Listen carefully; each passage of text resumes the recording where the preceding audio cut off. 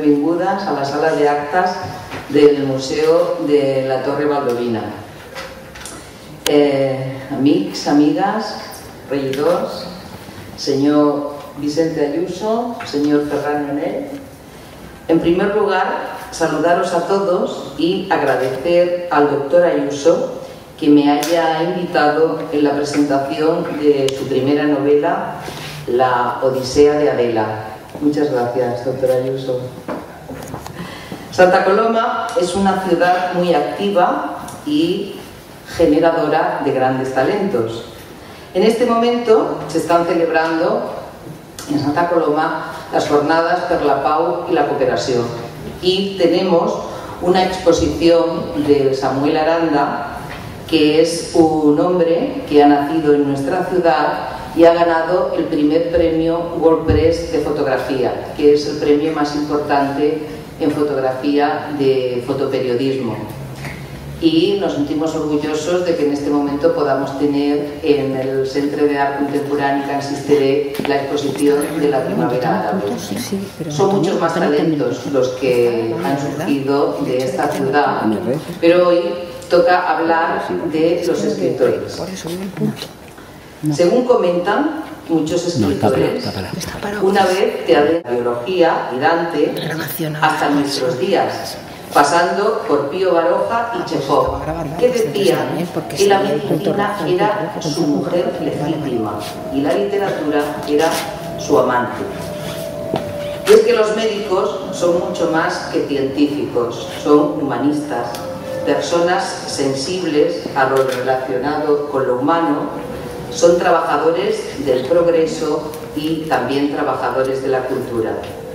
En la historia han jugado un papel fundamental en el desarrollo científico, en la extensión y la difusión del conocimiento y en la aportación de nuevas vías, de nuevas técnicas para el desarrollo de nuestra civilización. El médico siempre está cerca del dolor. Su función es curar a las personas, su cuerpo y su alma. Conoce de primera mano el miedo, la angustia, la desesperación, pero también conoce de primera mano la alegría, la esperanza, todas las sensaciones y emociones de las gentes. Conoce muchas historias, unas con final feliz y otras, lamentablemente, con final no tan feliz. De ahí a crear personajes de ficción solo hay un paso. Los escritores son contadores de historias, creadores de mundos, en que sus personajes persiguen sueños, sucumben a las pasiones o buscan sentido a la vida. Hablan, en definitiva, de los seres humanos y de ellos, los médicos, tenéis un gran conocimiento.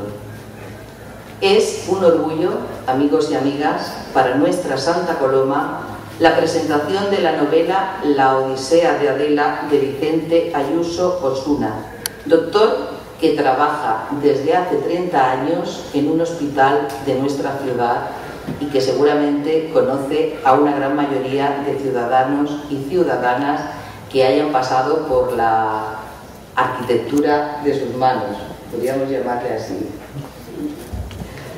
Hace tan solo 15 o 16 años, Santa Coloma era casi un desierto literario. Había autores y autoras que se iniciaban con mayor o menor fortuna. Hoy día, nuestra ciudad tiene el orgullo de tener un gran número de escritores y escritoras que destacan en todos los géneros: poesía, novela, relato, ensayo, literatura infantil y juvenil, poesía oral, dramaturgia. Casi todos están agrupados en la Asociación Culumenca de Literatura, ACOLITE, que es una asociación que acaba de cumplir recientemente 25 años. La literatura escrita en nuestra ciudad por autores que viven o que están íntimamente vinculados a ella tiene un signo distintivo al de otras literaturas. Nuestros autores hablan desde luego del ser y de la nada, de la naturaleza, de la condición humana, del paso del tiempo, del amor, del desamor, de la muerte, pero hablan también de gentes sencillas, de conflictos sociales y de conflictos humanos que generan a veces hambre y paro y miseria, hablan de la lucha por una vida digna y también de la transformación de las ciudades en hogares amables. Sin duda, en los años 60 y en nuestra Santa Coloma pudieron producirse conflictos como los que describe la novela. En Santa Coloma quizás no existían grandes fortunas, pero eso no quiere decir que jóvenes de nuestra ciudad no tuvieran contacto con chicas y chicos de familias acomodadas en determinados lugares de Barcelona. El escritor Juan Marsé ha descrito magistralmente en sus novelas algunas historias parecidas, amores entre chicos de barrio, humildes y mujeres de alta cuna. Esto ha sucedido siempre, forma parte de la vida, y el escritor está allí como testimonio, no solo de unos hechos conflictivos que pueden llegar a ser dramáticos y acabar en tragedia, sino sobre todo como intérpretes de las sensaciones, de las emociones, de los sentimientos y de situaciones que estallan en la cara de los personajes. El escritor nos ayuda a entenderlos y también, de alguna manera, a entendernos a nosotros mismos, quizás a ver un poco más luz en el camino. Deseo que esta primera novela de Vicente Ayuso sea un éxito. Mis felicidades al autor.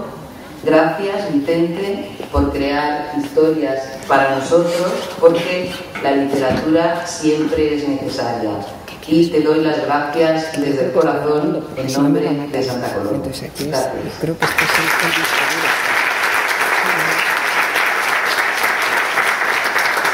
Y a continuación le paso la palabra a Ferran Donel.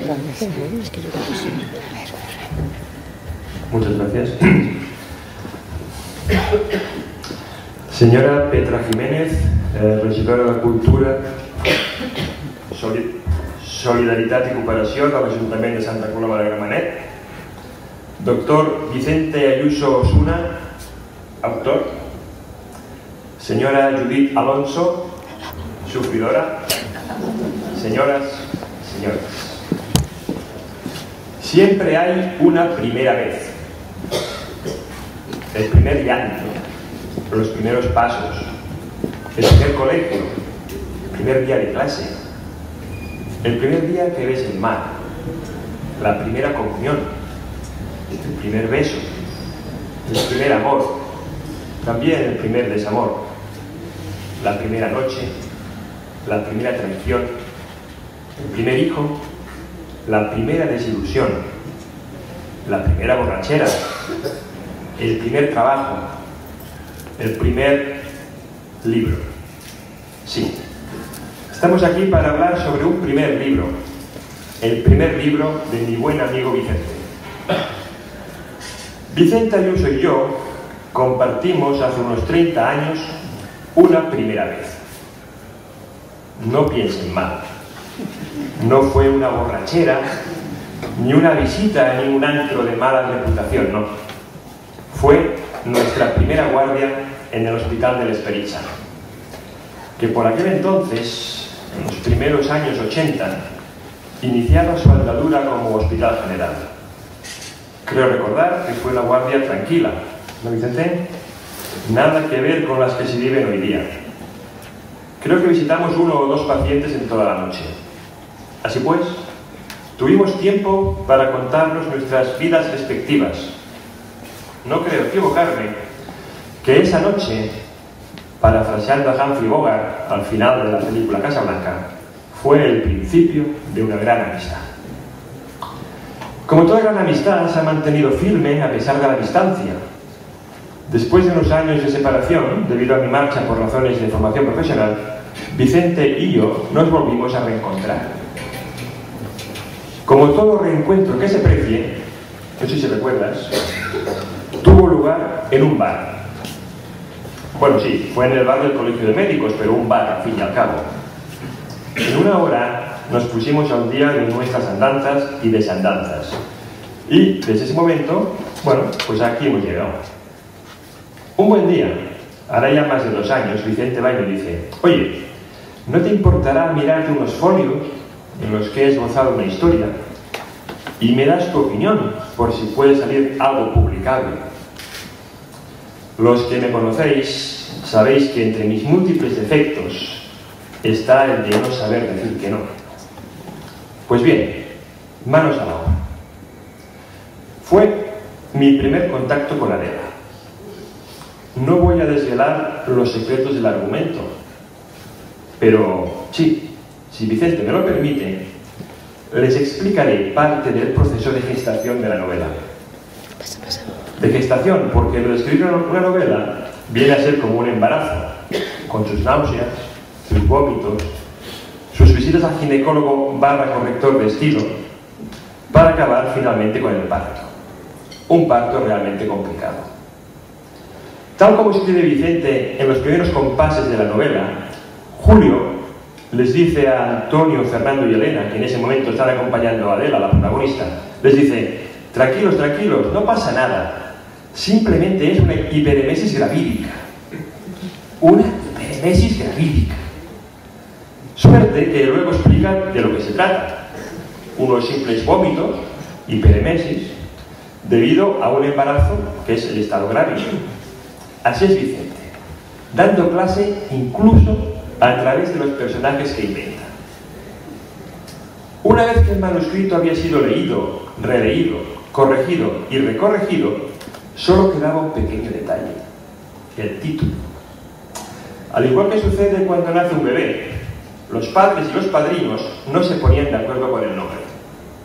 Al final, y como sucede casi siempre en esta vida, la solución la encontró una mujer. Judith, la sufridora, es la responsable final de que esta historia se titule La Odisea de Adela. Para ella, pues, parte del mérito. Pues bien, al igual que sucede con la vida, una novela no se acaba con el nacimiento, sino al contrario. Después del laborioso parto, ha de empezar a crecer, alimentada, eso sí, por los lectores, por ustedes. Con la angustia reflejada del rostro del padre, es decir, del escritor, la novela da sus primeros pasos. Tropezará, caminará con soltura, será bien aceptada. Preguntas que solo podrán ser contestadas con el paso del tiempo. Nos planteamos cómo hacer la primera salida a la calle. Había 3 caminos: presentar el manuscrito a un premio literario, iniciar una peregrinación por distintas editoriales u optar por un sistema directo pero menos seguro, la autoedición. Los 2 primeros es como llevar al recién nacido en cochecito. Tanto si ganas un premio literario como si un editor te publica el libro, te aseguran publicidad, visibilidad y canales de distribución y, por lo tanto, un mínimo de ventas. Sin embargo, la autoedición consiste en lanzarte directamente a la calle y a someterte al juicio de los vecinos. ¿Se parece a su padre? No, no, a su madre.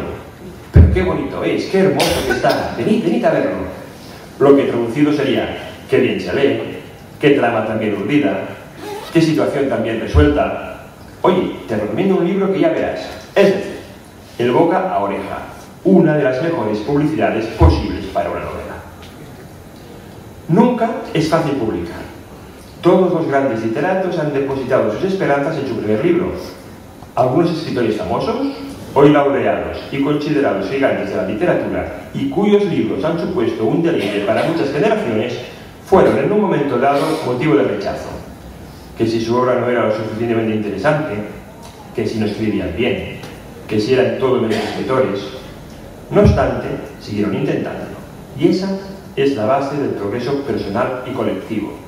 Intentarlo, aun cuando parezca que no hay oportunidad. Veamos varios ejemplos. George Orwell, cuya obra es referente hoy de la literatura mundial y algunas de ellas han supuesto una obligada lectura en escuelas y universidades, vio rechazada su Rebelión en la granja, porque según el editor, es imposible vender historias de animales. William Faulkner, destinado a ser uno de los autores norteamericanos más influyentes, fue rechazado de la peor manera. El editor le respondía a su solicitud de leer su obra: diciéndole: Dios mío, yo no publicaría esto jamás. Ernest Hemingway fue rechazado no una, sino varias veces, y un editor falto de visión, al leer su obra, consideró que seríamos crueles y extremadamente malvados si nos decidiéramos a publicar su trabajo. Les recuerdo que Hemingway ganó el premio Pulitzer en 1953 por El viejo y el mar, y al año siguiente el premio Nobel de Literatura por su obra completa. Rudyard Kipling, el famoso autor de un libro no menos famoso, El libro de la selva, fue rechazado por el San Francisco Examiner, en donde un poco acertado y quizá poco tiempo más adelante arrepentido editor le informaba: lo siento, señor Kipling, pero usted ni sabe escribir en inglés. En nuestros días hemos tenido el ejemplo de J.K. Rowling, que vio rechazada en diversas ocasiones su Harry Potter, porque ¿a quién iba a interesar una historia de niños aprendices de mago? En 1995, Rowling finalizó su manuscrito para Harry Potter y la Piedra Filosofal en una vieja máquina de escribir. Ante la entusiasta respuesta de Bryony Evans, una lectora que había sido encomendada a revisar los primeros 3 capítulos del libro, ¿ves? Todo escritor tiene su lector previo, la agencia Christopher Little Literary Agents aceptó representar a Rowling en su búsqueda de editor. El libro fue enviado a 12 editoriales. 12. Todas ellas rechazaron el manuscrito.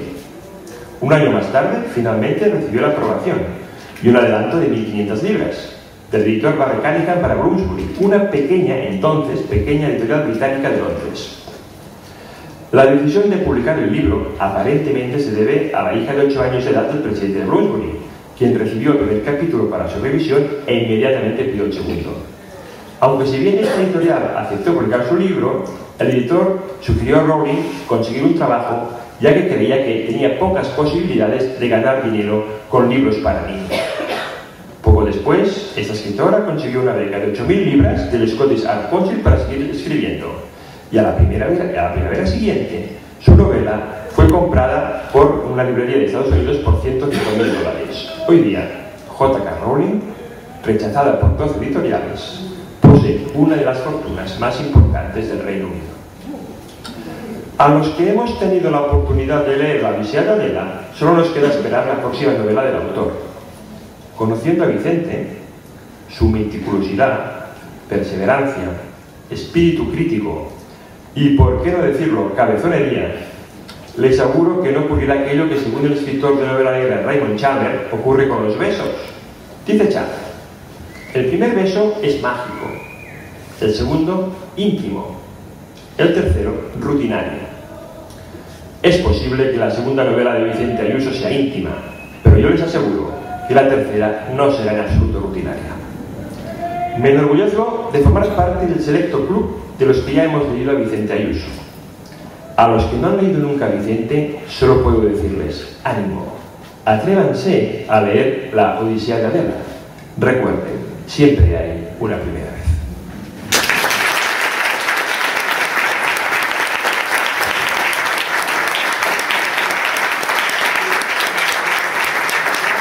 En primer lugar, agradecer las palabras de la Secretaría de Cultura y, en segundo lugar, por supuesto, agradecer las emotivas palabras del doctor Donell, que somos grandes amigos y compañeros desde hace ya muchísimos años, y, por supuesto, agradecer la presencia de todos vosotros que hacéis que me sienta realmente agradable, porque toda la gente que estoy viendo son todo caras de familiares, amigos, pacientes, que ya no son pacientes, nuestra relación ha pasado a ser ya de amistad, y realmente hacéis que me sienta muy arropado y muy reconfortado. Bien. Yo, como todos sabéis, y los que me conocéis un poco mi trayectoria a la hora de hacer exposiciones, sin una buena imagen, soy orador, pero me gusta más apoyarme en una buena imagen. A veces dicen que una imagen vale más que 1000 palabras. En primer lugar, me gustaría empezar contestando una pregunta que muchos de vosotros me habéis hecho. Es decir, cuando os dije que publicaba una novela, todos o una gran mayoría de vosotros me preguntó ¿de dónde te viene esa vocación literaria? ¿Cómo se ahora te pones a escribir? Entonces, pues bueno, efectivamente me voy a remontar para contestaros en el pasado. Yo creo que una de las experiencias más maravillosas que he tenido a lo largo de mi vida ha sido aprender a leer. Desde el momento que adquirí conciencia de lo que leía, la literatura ha formado parte de mi vida. Y esto ha hecho que ya desde pequeño leyera cuentos, después novela, después libros de texto y apuntes de facultad para hacer la carrera, pero siempre con un libro delante y siempre dedicándome mucho a la lectura. En cuanto a cómo está escrito un libro, os puedo decir que soy totalmente autodidacta. Nunca he hecho un curso de literatura ni un taller de literatura, pero sí que es verdad que a base de leer también se aprende a escribir. ¿Cómo comenzó el que yo escribiera? Pues bueno, simplemente con la imaginación. Desde que era muy joven considero que tengo una imaginación muy productiva y lo que hice es pactar con mi imaginación. Le dije, oye, mira, yo te dejo volar, vuela lo alto que quieras y a partir de aquí lo único que te propongo es que me susurres al oído todas tus fantasías. Yo las transcribiré a papel y así nació la Odisea de Adela. Cuando acabé la Odisea de Adela, me pregunté, bueno, tardé 2 años y algunos meses en acabarla, porque claro, la he ido haciendo a ratos. También es verdad que mi profesión a veces he ido a preparar congresos y cosas que no me permitían dedicarme solo exclusivamente a poder escribir, con lo cual ha sido escrita en 2 años y algunos meses. Y bueno, cuando acabé me pregunté, bueno, ¿realmente qué método has seguido para acabar esta novela? ¿Qué es lo que has hecho? Y bueno, hice lo que hacen todos. Búsqueda por internet, métodos de escritura y encontré a Javier Marías. Javier Marías es un escritor que tiene el sillón de la letra R en la Real Academia de la Lengua Española y es un hombre que hace un artículo en el que dice que hay 2 tipos de escritores. Hay el escritor de mapa y el escritor de brújula. El escritor de mapa es el escritor metódico que hace una planificación, nudo, desenlace, sabe cuántos capítulos va a tener, tiene una ficha de todos los personajes, no comienza a escribir hasta que no tiene prácticamente estructurada toda la novela. Mientras que el escritor de brújula es un escritor que empieza a escribir inmediatamente, es decir, le pones un papel, le pones pluma, le dices un tema y empieza a desarrollar. Bien, el problema que tiene cuando empiezas a desarrollar un trabajo y empiezas a escribir sin tener una estructura previa es que tienes que tener mucha coherencia estructural a la hora de poder hacer la obra, porque si no tienes coherencia estructural y ritmo puede que no te salga bien. Entonces yo, después de ver y leer el artículo de Javier Marías, os puedo asegurar que soy un escritor de brújula. Comencé a escribir con un tema y a partir de aquí fui desarrollándolo y tal como lo desarrollaba iban apareciendo los personajes. Yo cuando empecé no sabía ni cómo iba a acabar y es lo que Javier Marías también dice. Una de las cosas que más me gusta cuando escribo es que no sé ni mis propias obras cómo van a acabar. Bien. Y entonces nace El crepúsculo de los sentimientos de la Odisea de Adela. El crepúsculo de los sentimientos fue el primer título que yo le puse a esta obra. Título que a mi mentor, el doctor Nonell, no le gustó en absoluto. Y durante mucho tiempo me estuvo machacando. ¿Pero qué haces? El crepúsculo de los sentimientos. Pero si ese título, eso es horrible. Además, el crepúsculo de los vampiros, ¿dónde vas con ese título? Y en definitiva, pues me estuvo machacando mucho. Pero ¿por qué yo le llamé El crepúsculo de los sentimientos? El hecho de yo ponerme a escribir fue un reto que me hice a mí mismo. Me dije, a ver, Vicente, si eres capaz de transcribir los sentimientos de los distintos personajes que vayan apareciendo a través de la trama de esta novela. Y esto fue lo que en principio hizo que comenzara a escribir. Desde muy joven me ha preocupado mucho el comportamiento humano. Mi último año de carrera lo pasé como alumno interno en la cátedra de psiquiatría del Hospital Clínico, porque quería ver el comportamiento humano, las desviaciones del comportamiento, la patología y el porqué de muchas cosas en cuanto a las personas. Lo que sí que es cierto es que todos los mamíferos tienen un sistema límbico cerebral, que es lo que actualmente llamamos cerebro emocional. Cuando cualquier mamífero se somete a un estímulo externo y sufre una emoción, esa emoción hace que actúe inmediatamente.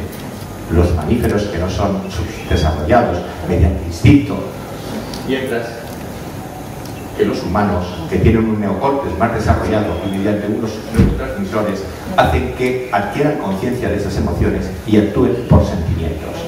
Esto es algo que tenemos que tener muy claro, es decir, muchas veces los sentimientos definen a las personas. No hace falta hablar de neurociencia ni de cerebro emocional. Yo recuerdo de crío la frase que me podría decir en casa mi madre cuando me decía, fulanito de tal es muy buena persona, qué buenos sentimientos tiene. Fijaros, ya estaban definiendo a aquella persona que tenía buenos sentimientos como buena persona. Con lo cual pienso que hay que ser capaz de adquirir conciencia de nuestras emociones y de ser capaces de manifestar nuestros sentimientos, porque nos van a definir muchas veces como personas. Y he puesto aquí esto porque realmente, como médico que soy, efectivamente, las emociones las rige el cerebro. Pero a veces hay que ser un poco dramaturgo, un poco literario, y hay que dejar que el corazón se manifieste. Hay que dejar que esos dos órganos nobles, que son el cerebro y el corazón, sean capaces de pactar entre ellos y de vez en cuando darle un poco de romanticismo a nuestra vida. Es decir, ese toque de romanticismo que nos caracteriza a veces y que a veces hace que tengamos auténticos desengaños. ¿Cuántos de aquí, más de uno me ha dicho, yo me gusta actuar con el cerebro, no quiero que el corazón rija mi vida? Pero de vez en cuando, un poquito, no está nada mal. Bien, en cuanto a los sentimientos, como podéis ver, pues los hay. Se puede llorar por alegría, por emoción, por nostalgia, se puede estar deprimido, tener soledad, tener ira, venganza, alegría, depresión, confianza. Sí, los sentimientos son múltiples y lo que he intentado en todo momento es reflejar los sentimientos de cada personaje. Bien, y ahora vamos a hablar propiamente de la novela. Cuando empecé con la novela, pues bueno, me basé como en la vida de cualquiera de nosotros. Es decir, tengo que escribir, pues tiene que pasar en un lugar, en una época y bajo unas circunstancias. El lugar, pues aquí tenéis Colón y la Torre Eiffel. Tiene lugar entre Barcelona y París. ¿Cuándo tuvo lugar? Tuvo lugar en la segunda mitad del siglo XX, en la Barcelona de los años 60. ¿Y cómo era la Barcelona de los años 60? Vamos a remontarnos un poco a la historia sociocultural de una España totalmente distinta a la que tenemos ahora. Hablamos total de 50 años, pero era tan distinta. Vamos a ver, en 1960, lógicamente en España no había una democracia, estaba gobernada por Francisco Franco y teníamos una dictadura.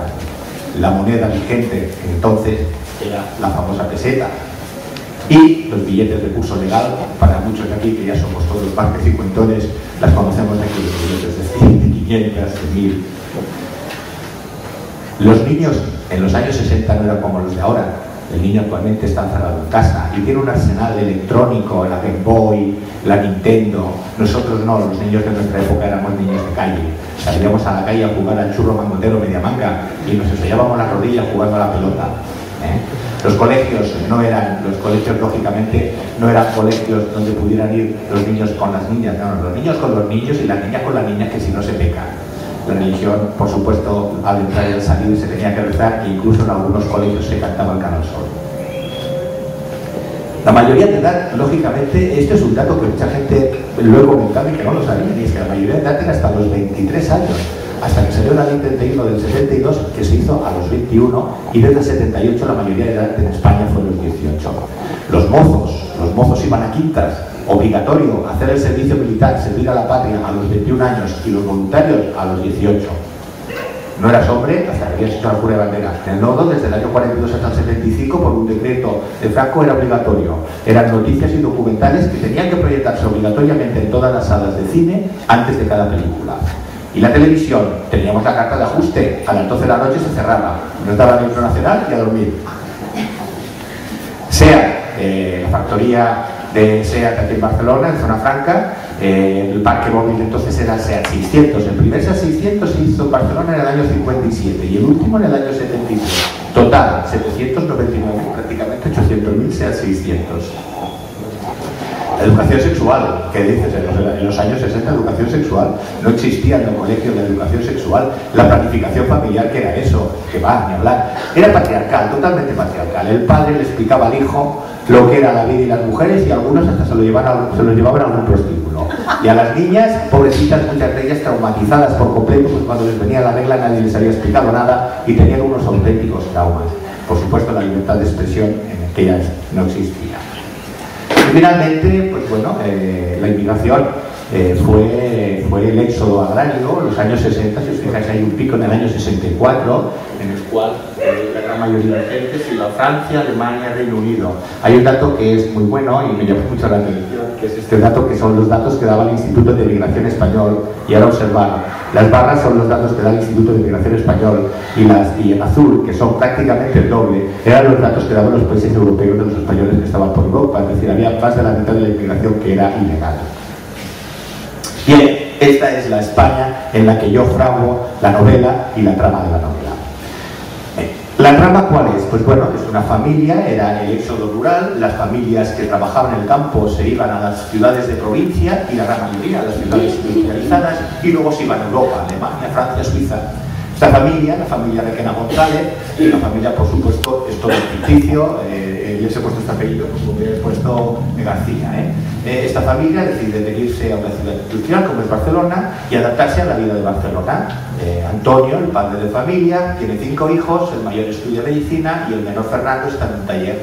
Bien, una tarde salen, conocen a 2 estudiantes de medicina y el hermano de este deja embarazada a una chica de la burguesía catalana. Se crea un conflicto de intereses y se crea un conflicto entre 2 familias de clases sociales totalmente distintas. A partir de aquí comienza una auténtica pesadilla.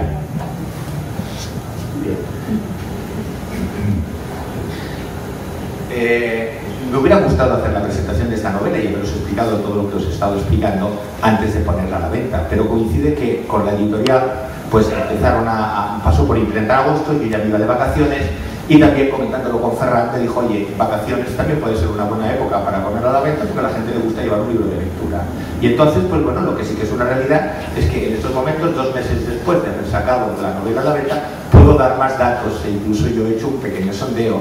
Aquí tenéis algunos personajes familiares que, bueno, pues que la han leído. Y he tenido críticas buenas, todas muy positivas y algunas contundentes, como la de este buen amigo que acaba de caer, que es mi buen amigo Joan. Y está leyendo una novela este verano y tuvo a bien pues mandarme el email felicitándome y diciéndome que ya hablaríamos. No obstante, ha sido una crítica muy constructiva y contundente, me ha gustado.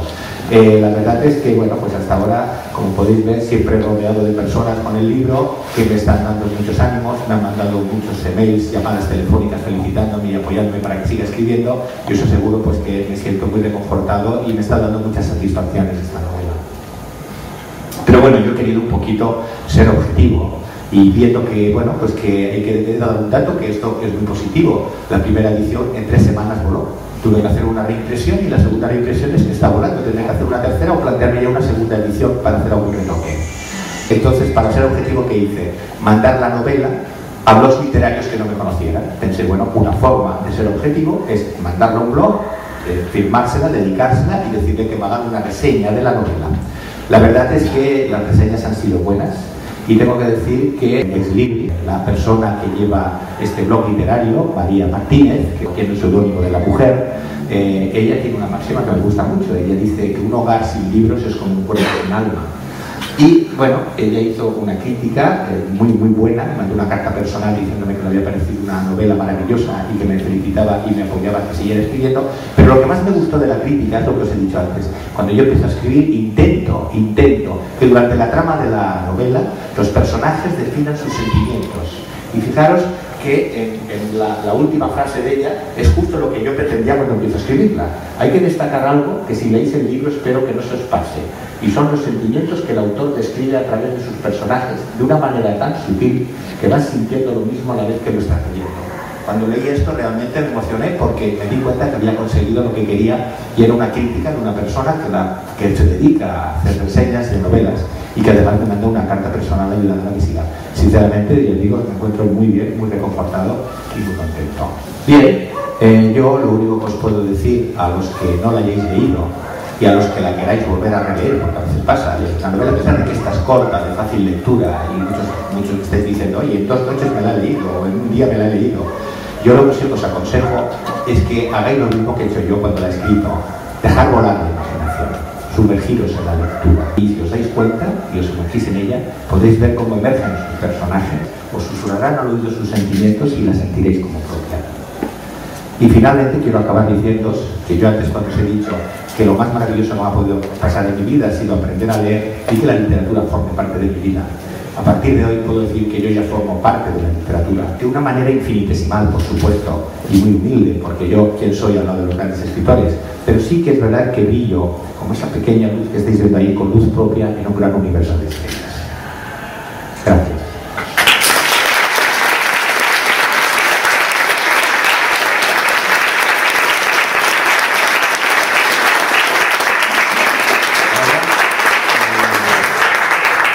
Después del PowerPoint os pasaré un audio, bueno, un audiovisual, es un corto. Ahora se han puesto de moda los book trailers, y porque se hacen trailers de películas de estreno, se han hecho los trailers que duran 2 minutos y pico, sobre las novelas, donde hay unos pequeños flash y te van dando pequeños toques de lo que es la novela. Ha sido hecha por Daniel Ayuso, por mi hijo, que es informático y que se lo ha tomado muy en serio, lo ha cogido con mucho cariño porque dice que le ha gustado mucho la novela. Pues bueno, os invito a que disfrutéis del trailer.